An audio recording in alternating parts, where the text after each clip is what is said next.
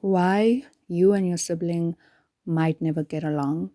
I am coming to this realization. I'm in my late 20s. My younger sister is in her early 20s. My younger sister, who has made me feel small, emotionally abused me, manipulated me, emotionally bullied me. I don't even know if there's a difference in all these things that I'm saying, but essentially, my sister has been abusive. And for the longest time, I never really took it that seriously. I wouldn't have called it abuse. And I think still a lot of people wouldn't call what their siblings, whether your sister or a brother or a cousin, a lot of people, unfortunately, still wouldn't call what their siblings do to them to be abusive. They just think, like, oh, sometimes my cousin makes fun of me, but it's not a big deal. Or, like, oh, my brother treats me in this way sometimes and it hurts me, but, it's not a big deal. You wouldn't call it abuse. But it got to a point for me, it hit hard when my sister's emotional torment, torture, and abuse actually led me to depression. When her negativity and her overpowering personality led to my depression. I have no problem whatsoever with my sister's person. Ooh, well, that's a lie. That's a lie. Because I really do think she could really work on her personality. But I think what I'm trying to get at, because the issue that my sister and I have always had is that she is super extroverted, very bubbly, very social, very talkative. And I'm the complete opposite of that. I'm not as talkative. I'm not a social person. I'm an introvert. And so whenever we'd have discussions where I would tell her that, she said something or did something that didn't make me happy, because she has an inability to listen, really listen, and acknowledge how she has hurt somebody, whether that's me or anybody else. She just has an inability. She cannot just understand, put herself in your shoes and see how she has hurt you and genuinely apologize for that. Because of that, whenever I brought up something that hurt me, that I didn't like, a way she acted or something she said, it would always seem like I was attacking her extroverted personality. It would always seem like I I don't get along with her because she's more talkative, and it would seem like I'm the one wanting to change her personality. And for a while I actually believed that, because whenever we were addressing something, I would find myself, like apologizing to her when she should have been the one apologizing to me, because she would have been the one to hurt me in that instance. But I would find myself apologizing to her and explaining to her that I'm not saying you should change and be an introvert like myself. And she would even go as far as saying, I also wish that I could just sit in my room by myself and not always be talkative. Oh my goodness, my sister is twisted. My sister is actually twisted. She would go as far as saying, and what's even twisted, you know what's more twisted than a twisted person is the fact that they think they're actually the rational one. They think they're the sane one. They think they are normal. Because I think that's what I'm really getting with my sister. She really thinks that she is the one in the right. She really thinks that the way she behaves and treats me is fine. And I'm the one who's overly sensitive. And I'm the one who wants to change her personality. And I'm the one who seems to not be able to deal with her personality. She even went as far as one day saying that her personality seems to overwhelm me. And the issue has never been directly her personality, but the issue has been how she treats me, how she speaks to me, the emotional abuse, all these things. That has always been the issue. So she would even go as far as saying, oh, I also wish I could just like keep quiet, but this is just who I am. And you have to accept me like I am. Like, listen, my problem is not necessarily with the fact that my sister is talkative. My problem is the way she says things, her manner of approach, the hurtful things she says. And whenever I tried to address that, she would flip it on me and make it seem as if I'm the one who is having a hard time accepting her personality. Listen, I can, if it really gets to that point where she's saying I should, I mean, it has already gotten to that point, honestly. This is why I'm even making this episode, because I really think that my sister and I might never get along. And I say might very likely because I don't want to say completely never, because never say never, right? You don't know what's going to happen in the future. But as I'm getting older and seeing that my relationship with my sister is not getting better, and I'm becoming more and more aware of the abuse, I'm really starting to believe that we might never actually get along. And I think the fact that we are still living together at this point, it makes it so much worse. Coming back home to the abusive sister that I've always had, and me, like, I've always tried to just shrug it off, just, brush it off and not make it a big deal. But now that I'm an adult, I just can no longer stand it. And not only that, I'm an adult, because you can still be an adult and have a sibling who still abuses you, mistreats you, manipulates you, gaslights you. It's the fact that I got so hurt. She got me to such a bad place where I had to take medication for my state of mind, for my emotional and mental well-being. So it's not even really that I'm now an adult and now I can't stand this and now it's honestly because she made me go to a very dark place. She hurt me so much that the damage needed a remedy. And my remedy at the time was medication. But my permanent remedy for me is still Jesus Christ. I'm not solely dependent on the medication. For me, my permanent medication is Jesus Christ. That is why I always say that I'm in the process where God is healing me and I'm allowing Him to do it His way, because Lord knows I've tried. I've watched countless videos on like self-improvement, how to be more confident, how to be this and that. Yes, I've gotten some valuable tips from those things, but it was just never enough. Because that's the truth of the matter. The solutions of this world, they will never be enough. They might be useful, they might be helpful, even for a certain period of time, but they will never be enough. It's like money. We always say like, oh, money doesn't buy you happiness. And once you actually have money and you realize how much it's just not enough, how much you crave to be loved, to be part of a group, to be part of a family. It's the same thing for me when it comes to healing the damage that my sister, not only her, also my narcissistic mother, because my sister is a product of my mother's behavior, of my mother's raising of her, of my mother's, how can I put it, of my mother's lack of teaching us sisterhood. Honestly, my mother failed to teach my sister and I sisterhood. Instead, she also added to the competitiveness that lies between my sister and I. She also added to the resentment and bitterness that lies between my sister and I. And I know exactly why. I know exactly why she did that, because my mother and her siblings, they never got along. They've always had a very rough and complicated relationship. Her own siblings have hurt her, and I don't know, but I also think that she might have hurt them in her own way.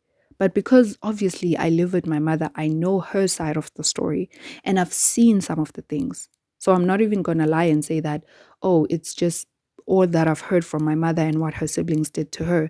I've also witnessed some of the hurt that her own siblings, her own brother and sister have caused her.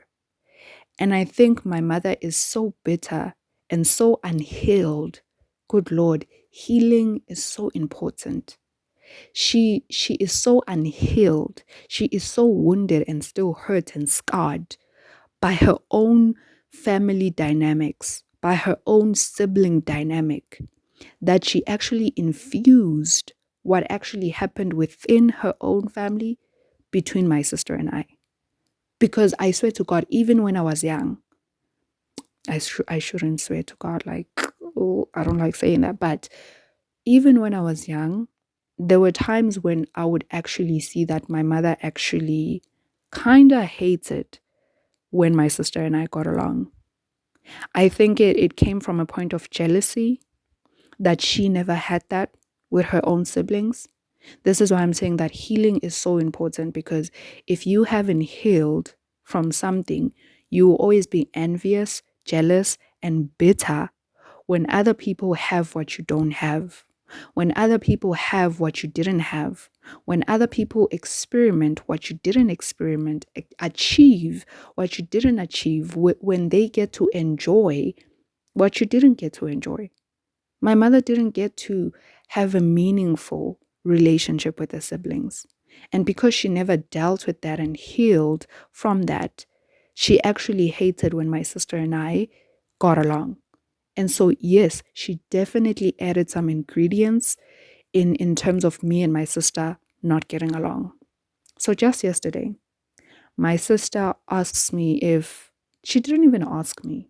She tells me that I left the door open because I went to town early in the morning before she woke up. She tells me that I left the door open. And it's the way it has always been, and it still is the way that my sister comes at me. Like, my sister can never have a gentle, and this is not, I'm not even saying whenever you have to address something you have to sugarcoat it. I'm not saying whenever you have to address something you have to speak to someone like you're speaking to a child and you just don't want to hurt their feelings. But good Lord, there's a way you speak to people. You can be firm but still respectful. You can be firm in the way you address and deal with something, but still gentle. Those things can coexist. Being gentle and being firm, they can coexist. But because my sister, she just doesn't, she has a very, her tongue is rotten. Her mouth is rotten. The way she speaks to anyone, even my mother. But for my mother, I honestly don't even feel for her anymore, because whenever my sister, when she used to talk to my mother every which way, I used to defend my mother. I used to speak up for my mother, and I used to rebuke my sister and tell her that, hey, you can't speak to our mother like this, yada yada yada. But now I don't even care, because again, my sister is a product of my mother's raising. She's the product of my mother's doing. So now I just look at it. I'm just like, you did that. The reason she's like this, it's because of my mother. But my sister will talk to you in a way, like, even if it's something that she should be addressing, she should be confronting you with, y- I end up always feeling like I have to defend myself, because she never has the right approach whenever dealing with anything or talking with anyone. She just never. So she comes at me and says, what you did to me this morning, leaving the door open. And honestly, I didn't remember leaving the door open. I didn't remember. And so instantly, because I've gotten used to going to defensive mode when speaking to my sister, and I'm working on that, because the fact that I always get so defensive when speaking to her, it just goes to show how much she still affects me. And I want to get to a point where I can let all the things that she does or say bounce off me. I can learn to not take it as personally, but it still hurts, it still stings, and it still gets me in this very defensive position. So instantly, without even thinking whether I did leave the door open, I just got defensive because of the way she came at me, because of the way she always comes at me. And I just said, no, I actually left through the garage door. So I didn't leave, because she was talking about the dining room door that I left it open. And I was like, no, I left through the garage door. I didn't leave the door open. So I actually also got snappy. I got very defensive. So I also came back as hard as she was coming at me. And then, because we were actually about to leave, so I left early in the morning, came back home, and then later on, we were leaving, going to see our relative, right? So she says this, and then I also come back with a snappy defensive response, which also is not a good look on my side. But it just, you get tired of being walked all over. That sometimes you also act out of character, or you also end up acting the way that the other person acts. So you also end up being as snappy as they are. You also end up giving them the same attitude that they give you, even though that's not really an effective way of dealing with the situation. But I'm only human. I can only take so much from my sister. And honestly, I have taken so much bull crap from her, so much abuse, that I just no longer can do it. So yes, sometimes I also get defensive. I also get snappy and I give her an attitude, because that is always how she comes at me. Like she likes to act like she's this authoritative, bossy, mean, I don't know, super being, like above everybody else. And whenever she just talks to me, she talks to me like I'm some stupid child. And so we leave. And then I get in the car, because she was still in the house when she like attacked me, quote unquote, attacked me. And then I get in the car. My mom is still closing up. And then she gets in the car. She asks me, and now she's like trying to be calm. She asked me like, why when I'm telling you that you left the door open, why did you respond like that to me? Because here's the thing, my sister can give it. Oh, good oh my, she can give it, but she cannot take it. So anytime you rise to a standard, not only when I raise, I don't know, not raise, maybe even like when I go below because her standards are low, when I stoop to her level and I respond to her the way she speaks to me, not only do I look like the bad person, the bad guy, or that, I'm the one with issues, I'm the one who's defensive, but also she surprisingly gets like hurt. Like, I don't get it. You can dish it, but you can't take it. So whenever I stoop to her level and respond to her and treat her the way that she treats me, which I honestly try to avoid. This is not something that happens frequently for me. I try to avoid, and it has also been my prayer, like, Lord, help me to not be like her. I don't want to stoop to her level. I don't want to treat her the way she treats me. I don't want to end up speaking the way she speaks. I don't want to be like her. But honestly, I can only take so much. And sometimes I reach my breaking point. And yesterday was just one of those days. So she gets in the car just before my mother arrives. She says, why did you like speak to me when I was just like trying to like let you know that you left the door open? And then I just tell her honestly that it's your tone. Like your tone always gets me to a point where I feel like I have to defend myself when I'm speaking to you. And then she says, okay, so even if I had come at you like that, why didn't you then respond more calmly or in a gentle way or in a better way? And then I just told her that I'm tired of me always having to be the one who brings myself down while you don't change your tone, while you don't change the way that you speak to me. And then she got mad and just stopped talking to me. And then I was like, okay, cool. I guess we're done with the conversation. And this for me was one of the signs that just showed me that my sister and I we might not actually ever get along. Because instead, that was a moment for us to actually have a meaningful conversation. But instead, because she saw that I was not backing down, because in previous times, when my sister would come to me, maybe in an instance where I had been defensive or I did give her a snappy response because of her, by the way, I wouldn't just do this just out of fun. It would be because of her. She would prompt, and I hate that. I hate that she would prompt that rage and anger and defensiveness in me. And then whenever she would address this in the past, I would end up being the one apologizing to her. I would end up saying, oh, I'm sorry, I also responded like that, without her, fully taking responsibility and acknowledging that she also spoke in a wrong way. In other times, she would say, oh, I'm sorry, I also spoke to you like that. I will change my tone, I will change my approach. She would just make these empty promises and I would always fall for it. But honestly, my sister still hasn't changed the way that she treats me and speaks to me. Like I'm a stupid child. Stupid child. That is how she speaks to me. So instead of her really diving deep into this conversation and us really resolving, like, hey, what's really the issue here? Like, she decided to just like pout and end the conversation there.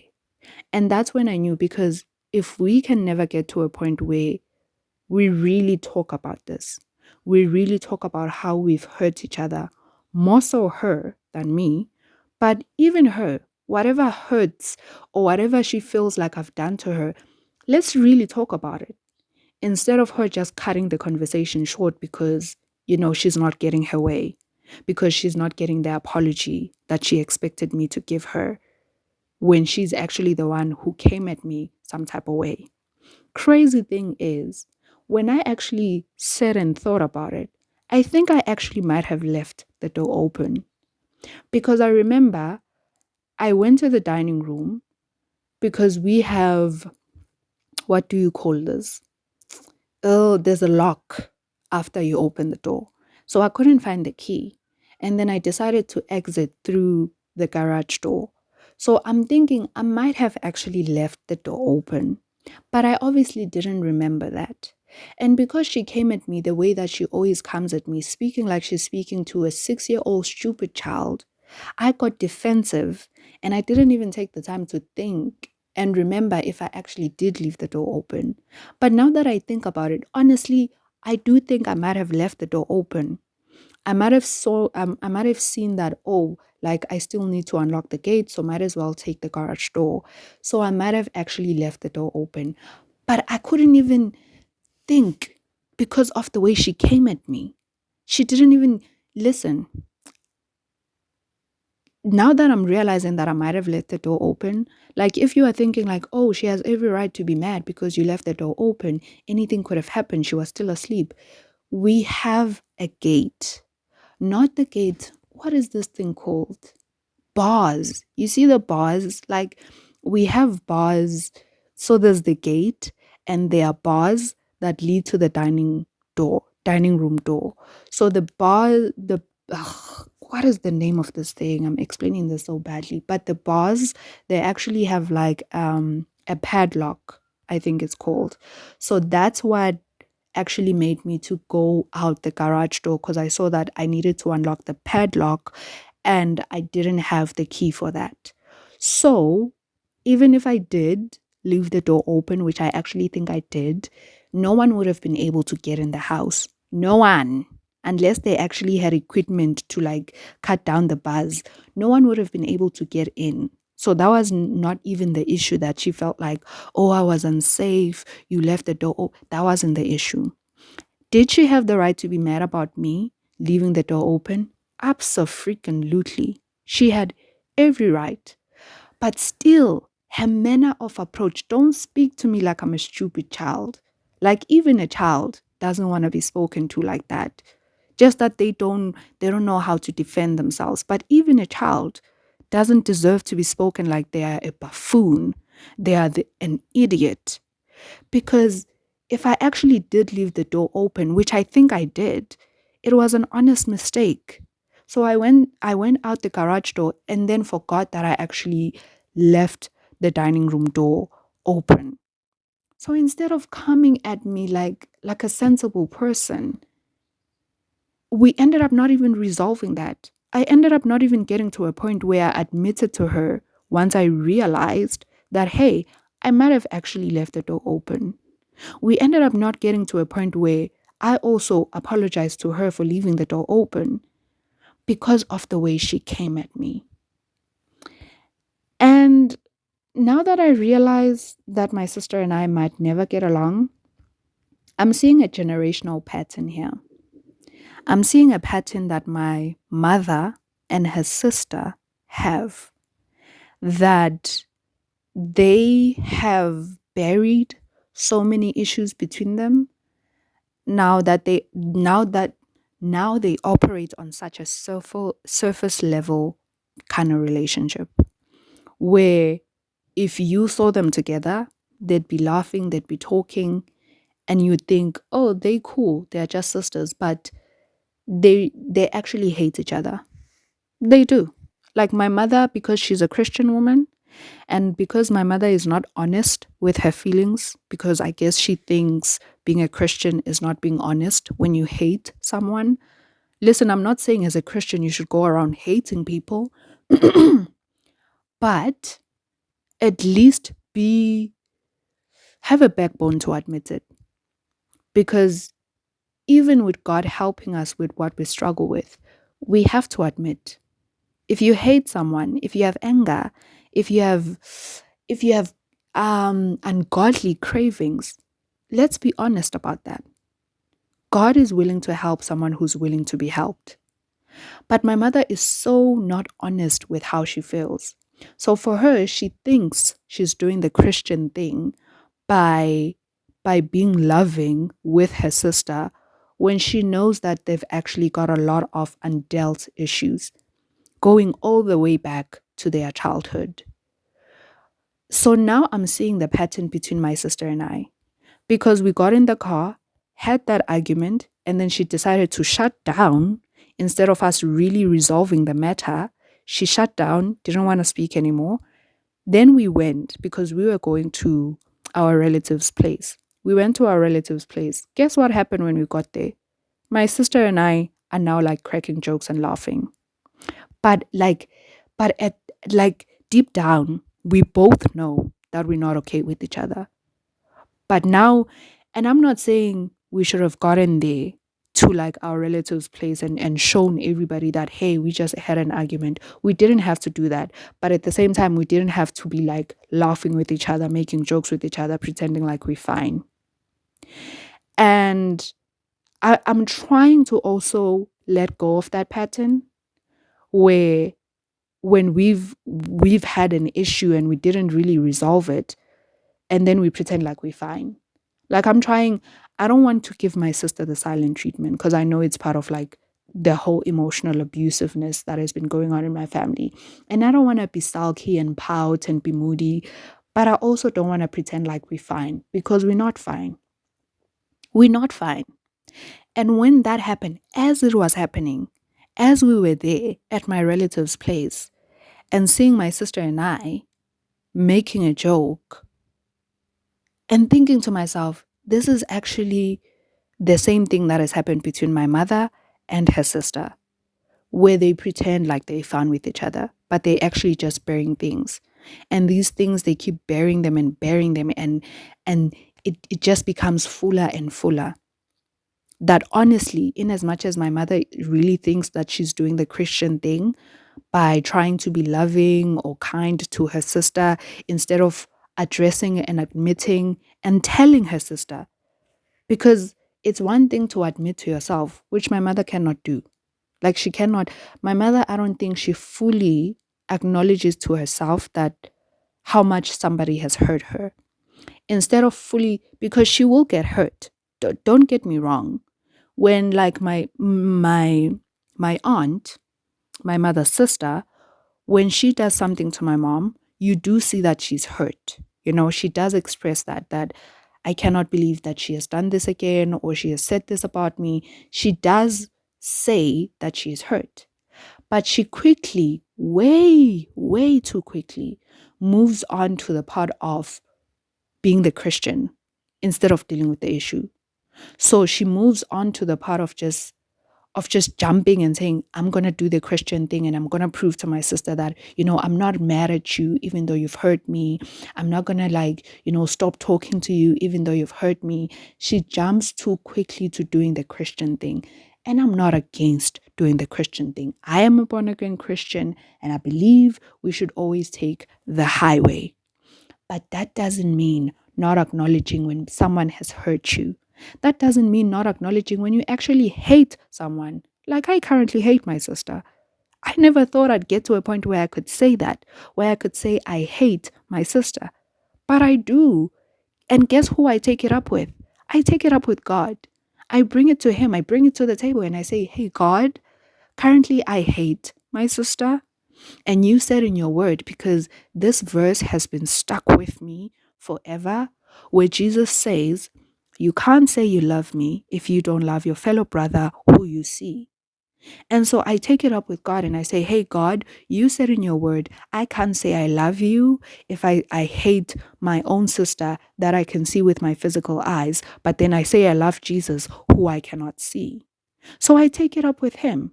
I bring it to God. God, please help me because I currently don't like my sister because she really enrages me. She really hurts me. I hate her. Lord, help me to resolve these feelings toward my sister. But my mother can never do that. She can never acknowledge her feelings. Not only can she not acknowledge her feelings, she can't even bring it to her own sister to say, hey, you have hurt me. She can't even do that. So I realized that my sister and I might actually never get along, and we are actually repeating a generational pattern here. And here are a couple of things that I've stopped doing with my sister that actually even emphasize more or solidify more for me that we might never, excuse me, we might never go along. I've stopped spending time with my sister. I've stopped. We live together in the same house. During the day, I'm in my room most of the time. I don't really watch TV with her anymore. I've even stopped watching TV. Like, even if she's not watching TV, I don't go to the dining room and watch TV because I'm just like, I don't want to spend time with her. I just really don't want to spend time with her anymore. I also just don't entertain her stories anymore. I don't entertain her gossiping. I don't entertain her negativity. I've said this before that I'm not saying I'm above my sister. I'm not saying I'm above, excuse me. I'm not saying I'm above gossiping or negativity, but good Lord, I try to restrain or limit how much I gossip or how negative I am. I try to limit that. And that is all we can do, like to try to limit how much we talk about other people or how negative we are. So I've also stopped entertaining all of that. I've stopped entertaining because this is how she would drain me emotionally and mentally. She just always has stories to tell. She always has something to gossip about. She always has something negative to say, and it's very draining. I've stopped picking after her. Like, for the longest time, good Lord, I would just like pick after my sister, like do her responsibilities, like take on things or do things for my mother that my sister could have done. I've stopped doing that. I've stopped reminding her of her responsibilities because that's not my responsibility. It is not because I've played the second mom in this house. I always say this, I've played a mother role in my mother's life, and I've played a motherly role in my sibling's life. So, no, like I'm no longer doing that. I'm no longer reminding anybody of their responsibilities. Like sometimes I'll see that she left something or didn't do something, and I'll just leave it there until she remembers to do it herself. But I'm no longer playing that game where I am mothering her. I have stopped sharing my excitement or sadness with her.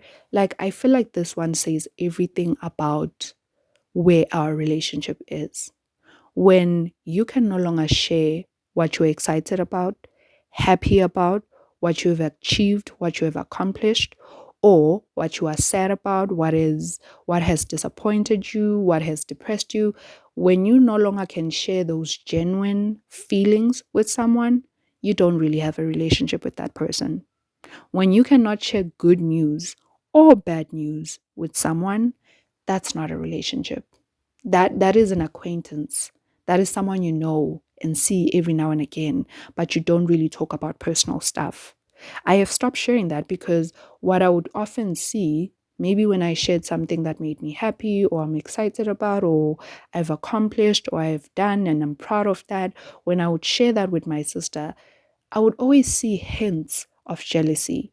Like she would not really be happy for me. Like she would go through the motions of doing and saying the right thing, like, oh, congratulations, or like she would say what seems to be the right thing, but I wouldn't feel like she's really happy for me.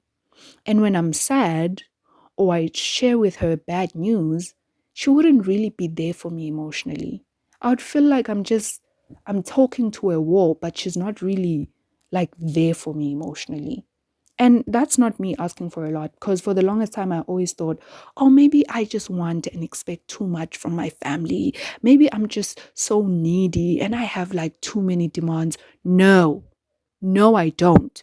They just give nothing. They have so little to offer that it seems like I'm needy. I'm not the problem. They are the problem because they have so little to offer me that now it seems like I'm needy. I've also stopped being there for her because I'm merely her charger, and she only sucks me dry emotionally. I've stopped being there for her because she also uses her struggles as a crutch, as a way to get more attention, to get sympathy, to get love. So even with her going her own through her own personal struggles, I am just not there for her anymore. I don't even want to hear it. Just deal with your own things, because when I'm going through things, you're not really even there for me. So let's just not be there for each other. So you see why I'm saying that my sister and I might actually never get along, because there are so many things that I've stopped doing with my sister or for my sister. Honestly, at this point, we just don't have a relationship.